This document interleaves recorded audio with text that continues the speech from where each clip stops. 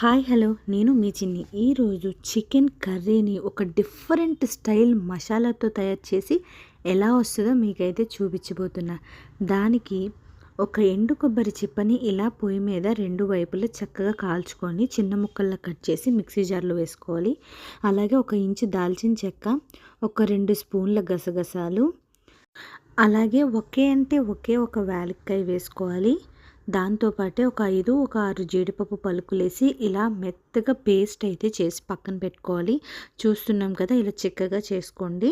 అదే మిక్సీ జార్లో ఇప్పుడు ఒక బిగ్ సైజు టొమాటోని 2 టొమాటోస్ తీసుకొని మిక్సీ చేసేసుకోండి. ఇలా పేస్ట్లా చేసి పక్కన పెట్టుకొని ఇప్పుడు ఒక పాన్ పెట్టుకొని చికెన్ని ఫస్ట్ కొంచెం కూడా ఆయిల్ వేయకుండా అందులో వేసేసుకోవాలి. మనం ఫస్ట్ బాయిల్ చేసుకోవాలన్నమాట. చికెన్ని శుభ్రంగా వాష్ చేసి అందులో నేను కొంచెం పసుపు, కొంచెం ఉప్పు అండ్ హాఫ్ స్పూన్ అల్లం వెల్లుల్లిపాయ పేస్ట్ కూడా వేసి బాగా బాయిల్ చేస్తున్నాను. సో ఇలా చూసారా, నీళ్ళు అన్నీ రిలీజ్ అయిపోయి ఇప్పుడు స్టవ్ ఆఫ్ చేసి పక్కన పెట్టి ఇంకో పాన్ పెట్టుకొని కొంచెం ఆయిల్ వేసి వేడెక్కిన తర్వాత 2 లవంగలు, అలాగే ఒక బిర్యానీ ఆకు, అలాగే ఒక ఇలాచి వేసుకొని అవి కూడా వేగిన తర్వాత కట్ చేసి పెట్టుకున్న ఉల్లిపాయలు, పచ్చిమిరపకాయలు వేసి చక్కగా గోల్డెన్ బ్రౌన్ కలర్ వచ్చేంత వరకు వేయించుకోవాలి.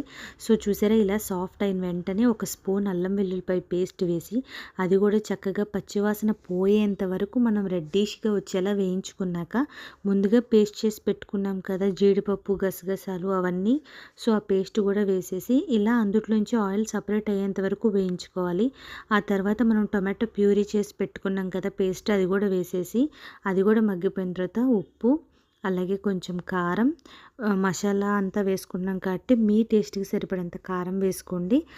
అలాగే కొంచెం పసుపు వేసుకొని 1 స్పూన్ ధనియాల పొడి, అలాగే 1 స్పూన్ గరం మసాలా పొడి అండ్ ఒక హాఫ్ స్పూన్ నేను చికెన్ మసాలా కూడా యాడ్ చేసుకుంటున్నాను.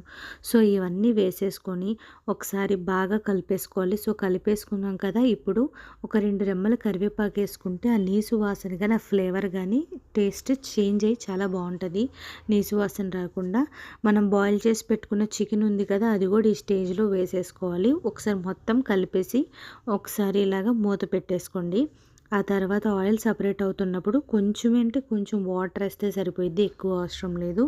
చక్కగా ఇలా వాటర్ వేసేసుకొని మీకు కావాల్సినంత మూత పెట్టి ఉడికించుకోండి. నేను ఈ స్టైల్లో ఎందుకు చేశానంటే, నేను ఇలా స్టైల్లో మటన్ కర్రీ చేస్తే ఒక ఆయన కామెంట్ చేశారనమాట, చికెన్ చేయొచ్చా అని. సో అందుకే చికెన్ కూడా చేసి చూపిస్తున్నాను అనమాట.